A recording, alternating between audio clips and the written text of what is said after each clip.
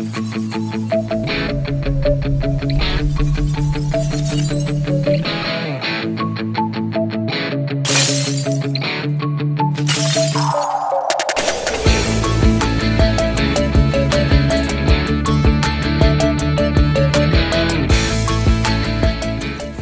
आपका होस्ट और दोस्त मैं रामचंद्र उरांव आप सबों के सामने उपस्थित हूँ। ये प्रोग्राम है कुड़ुख प्राइम, आप देख रहे हैं एडपा न्यूज चैनल। प्रोग्राम शुरू करने से पहले आप सभी से हाथ जोड़कर निवेदन और रिक्वेस्ट है कि आप मेरा चैनल ज़रूर लाइक और सब्सक्राइब करें। काहे कि लाइक सब्सक्राइब करने के बाद मेरा हौसला बढ़ता है कि मैं जो काम कर रहा हूँ वो समाज के लिए काम कर रहा हूँ, आप लोगों के लिए काम कर रहा हूँ। ज़्यादा बहस नहीं करते हुए दोस्त एक बार सब्सक्राइब और लाइक ज़रूर करें और कमेंट बॉक्स में भी कमेंट करें कि मेरा प्रोग्राम कैसा लगा। आइए शुरू करते हैं कुड़ुख प्राइम प्रोग्राम। आज का विषय है कि गैर आदिवासी किस तरह से आदिवासी बेटियों पर अपना कब्जा जमा रहे हैं। झारखंड पंचायत चुनाव 2022 में देखा गया कि अधिकतर रिजर्व सीटों पर गैर आदिवासी बेटी शादी कर उसे बाई इलेक्शन में खड़ा कर दिए। ये एक घटना है जो हमारे समाज को सोचने और समझने के लिए मजबूर कर रहा है। खास करके झारखंड में 14 ज़िले हैं जिसमें आदिवासी निवास करते हैं। मुख्य रूप से ये गैर आदिवासी जो शादी करने का जो मामला सबसे ज़्यादा घटित है, साहेबगंज, पाकुड़ और रांची, लोहरदगा, सिमडेगा, गुमला, सबसे ज़्यादा रांची ज़िला इस मामले में आगे है और संथाल में पाकुड़ और साहेबगंज सबसे आगे है। इन क्षेत्रों में आदिवासी बहुल होने की वजह से गैर आदिवासी बेटियों को बड़ी आसानी से फांस कर शादी कर उसका लाभ ले रहे हैं। मैं कहूँगा और आपसे निवेदन भी करूँगा कि इस तरह से घटनाएं जो हो रही है, कहीं ना कहीं हमारे समाज को ये बर्बाद होने में समय नहीं लगेगा। मुख्य रूप से उन आदिवासी बेटियों से मैं निवेदन करता हूं कि इस तरह से जो कृत्य हो रहा है कहीं ना कहीं हमारे आदिवासी समाज को पीछे धकेल रहा है। जो आदिवासी बेटियां गैर आदिवासी से शादी कर खुश रहेंगे ये कहकर सोचती है। सबसे पहले मैं छोटा सा एक टॉपिक पर बात करता हूं। आदिवासियों में बेटियों को बराबर का दर्जा दिया गया है। आदिवासियों में भ्रूण हत्याएँ नहीं हैं और दहेज हत्याएं नहीं हैं। ये 3-4 चीज़ का मैं जिक्र कर रहा हूँ, ये दूसरे समाज में है। वहाँ पर भ्रूण हत्या भी है, दहेज हत्या भी है, ये दोनों सबसे ज़्यादा है। वहाँ पर मानसिक प्रताड़ना भी ज़्यादा है, औरतों पर ज़्यादा पाबंदी है। हमारे समाज आदिवासी समाज में इस तरह की घटनाएं नहीं होती है। इसीलिए हमारे आदिवासी समाज में 2011 के जनसंख्या के जनगणना के अनुसार 1000 पुरुषों में 50 से 60 महिलाएं ज़्यादा थी। कहने का मतलब महिला का रेशियो जो था पुरुष से ज़्यादा था। अब चलिए बात करते हैं कि किस तरह से गैर आदिवासी फांस कर शादी कर रहे हैं और किस तरह से इस पर कब्जा जमा रहे हैं। पहला, गैर आदिवासियों का सबसे बड़ा उसका टारगेट है आरक्षण, जल, जंगल, ज़मीन और बेटी। कहने का मतलब गैर आदिवासी शादी कर हमारी बेटी रोटी दोनों पर कब्जा कर रहे हैं। जैसा कि मैंने बताया कि अब गैर आदिवासी, अगर हमारी बेटी आदिवासी बेटी नौकरी करती है तो उसे शादी कर आराम से उसका जो पैसा जो कमाती है वो अपने परिवार का लालन पोषण होता है। इससे हमारा आदिवासी का इकोनॉमी कमज़ोर हो रहा है। दूसरा, शादी करने के बाद बड़े आराम से CNT-SPT एक्ट में सस्ते दामों पर ज़मीन खरीद कर वो व्यापार कर रहे हैं। तीसरा कि हमारा जनसंख्या का रेशियो वो घट रहा है।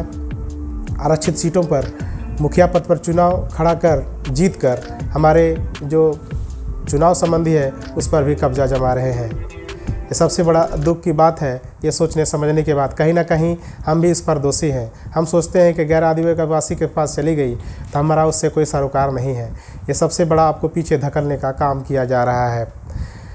ये घटनाएं हमारे समाज में इसलिए घटित हो रही है कि हमारा समाज जो आपसी संवाद जो जिसको बोलते हैं बैठकर बात नहीं करते हैं, इस पर कोई टॉपिक पर मुद्दे बात नहीं करते हैं। अगर कोई घटना घटित होती है तो हम सीधे तौर पर कहते हैं कि नेता मंत्री किस लिए है। नेता मंत्री इसलिए इस पर आवाज़ नहीं उठाते हैं, उसका ये वोट बैंक है। अगर कोई नेता पर खड़ा होता है तो वो समाज में है तो वो जात के लिए काम करता है। अगर कोई जिम्मेदारी पोस्ट पर आता है तो जमात के लिए काम करता है, क्योंकि वो सभी लोग उसको वोट देते हैं। इसलिए खास करके इस टॉपिक को ना तो लोकसभा में उठाएंगे ना तो विधानसभा में उठाएंगे। ये हमारे समाज का निर्माण हमारे समाज के लोगों को करना है। इस तरह की घटनाएं जो बढ़ी है कहीं ना कहीं चिंता का विषय है। अभी के युवा पीढ़ी जो है इस पर बात करना नहीं चाहते हैं। जो बूढ़े पुराने हैं ये सबसे सोचने और समझने के विषय है। इस तरह से घटनाएं जो थी 15 साल पहले या 20 साल पहले या 30 साल पहले ऐसा नहीं देखा जाता था। कहीं ना कहीं मॉडर्न युग में कहीं ना कहीं हम ही दोषी हैं। सोशल मीडिया में अपडेट के बाद लोगों ने विचार दिया और पता भी चला कि इस तरह की घटनाएं के लिए सीधे तौर से हम जिम्मेदार हैं। हम बैठकर आपस में बात नहीं करते हैं, समाज से आपसी संवाद नहीं है। दूसरा, एक हमारे परवरिश में भी कहीं ना कहीं कुछ कमी हो रहा है। भारत के आज़ादी होने के बाद 70 साल बीत चुके हैं, लेकिन आदिवासी वहीं का वहीं है। आप भी अगर गांव समाज में घूमते हैं या रहते हैं, देखे होंगे कभी भी लोग 3 किलोमीटर 4 किलोमीटर से पानी नदी नाला से भरकर पीते हैं। ये सबसे बड़ा दुख है। कहीं ना कहीं हम जिम्मेदार हैं। अगर हमारी समस्या होती है तो हम अपने जनप्रतिनिधि पास जाकर एक आवेदन लिखना या तो मांग करना भी मुनासिब नहीं समझते हैं, और सीधे तौर से हम दोषी दे देते हैं कि हमारा नेता हमारे लिए कुछ नहीं किया। अगर आपको भूख लगा है तो आपको बर्तन तक जाना पड़ेगा, या होटल में या तो घर में जो खाना बनाने को बर्तन है वहाँ तक आपको थाली लेके अपने से परोस के खाना पड़ेगा। कहीं ना कहीं हमारे समाज का यही भोलापन हमें विलुप्त करने के कगार पर ला खड़ा कर दिया है। हम उन तमाम हमारे आदिवासी बेटियां यदि हमारा प्रोग्राम देख रही है, उनसे मैं निवेदन करूंगा कि आप इस तरह कृत्य कर रहे हैं, अगर दूसरे समाज में जाते हैं तो आपको सबसे पहले भ्रूण हत्या और दहेज हत्या से रूबरू होना पड़ेगा। वो तब तक आपको पसंद कर रहा है जब तक आपके पास मनी है, ज़मीन है, नहीं तो आपको ऐसे ही निकाल फेंकेगा। बहुत ऐसे घटनाएँ भी घटी हैं। घटित घटना के बाद लोग सीधे अपने समाज पर आश्रित हो जाते हैं, और हमारा समाज कहता है कि जब तुम शादी कर रही थी तो हमको क्यों नहीं पूछी। मतलब कहने का मतलब औरत दोनों तरफ से जाती है। हम उन बहनों से निवेदन करेंगे आप इस तरह का कृत्य ना करें जो समाज को एक गर्त में धकेलने का काम करेगा। मेरे प्रोग्राम के माध्यम से जो भी हमारे प्रोग्राम देख रहे हैं, अगर 10 आदमी भी इस टॉपिक पर बात करते हैं तो मैं समझूंगा कि 10 आदमी ज़रूर जागृत हो गया है या जागरूक हो गया है। सबसे पहले इस तरह के जो घटनाएं हैं रोकने के लिए हमारे बुद्धिजीवी को आगे आना चाहिए। हमारे समाज के जो पढ़े लिखे लोग हैं उसको भी आगे आना चाहिए। आपस में संवाद करें, इस तरह के घटनाएं हैं रोकें। कहें कि भारतीय संविधान में जो बाय बर्थ आदिवासी हो गया है, ना तो उसका आरक्षण ख़त्म होता है ना तो उसका अधिकार ख़त्म होता है। इस तरह के प्रावधान से कहीं ना कहीं नुकसान हमको भी हो रहा है, आपको भी हो रहा है। मुझे उम्मीद है ये प्रोग्राम आप लोगों तक ज़रूर पहुंचेगी और मेरी बात आपके दिलो दिमाग पर ज़रूर छाएगी। लोग कहते हैं कि बैठ के कैमरे के सामने वीडियो बनाना सबसे आसान है।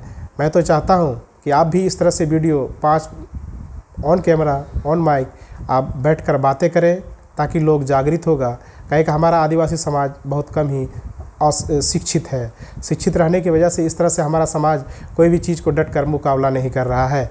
उन तमाम युवाओं से मेरा निवेदन है कि जो पढ़े लिखे हैं इस पर आप चर्चा ज़रूर करें, समाज को बर्बाद होने से रोकें।